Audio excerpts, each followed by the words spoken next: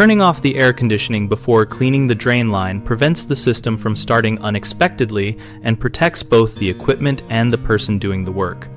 When preparing to clean a condensate drain line, first locate and turn off the heat breaker at the breaker panel to fully cut power to the air handler and related components, because the air conditioning breaker alone may not interrupt all control circuits.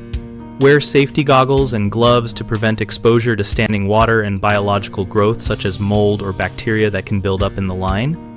Access the drain pan and primary drain access port by removing the service panel or opening the float switch cover, then inspect for standing water, blockages, or damaged tubing, and replace any deteriorated sections using matching diameter PVC or vinyl tubing.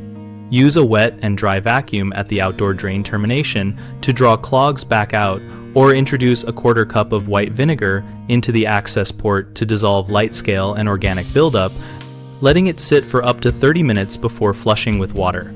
Flush the line with clean water until it drains freely and test the float switch by gently lifting it to ensure it shuts off power to the blower. If water backs up, then restore power at the heat breaker and run the system through a short cooling cycle while observing the drain for steady flow. Keep a maintenance log noting date, actions taken, and any parts replaced so future technicians or homeowners have a history of service and can spot recurring problems early. Common mistakes include only turning off the air conditioning breaker, which can leave control power energized and allow the system to start.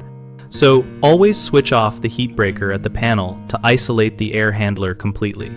Another frequent issue is failing to check the condensate pump or float switch. If it is stuck or faulty, the pump will not remove water, so test and replace a non-functioning pump or clean and free the float mechanism.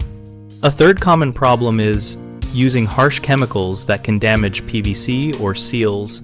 Use vinegar or enzyme cleaners and follow with a thorough water flush to dissolve buildup without harming plumbing materials. BigHomeProjects.com helps homeowners find local contractors and compare services so we can match projects to nearby professionals. We also help contractors find work and grow their client base, and we host a discussion community where we and our members share tips, ask questions, and troubleshoot project issues together.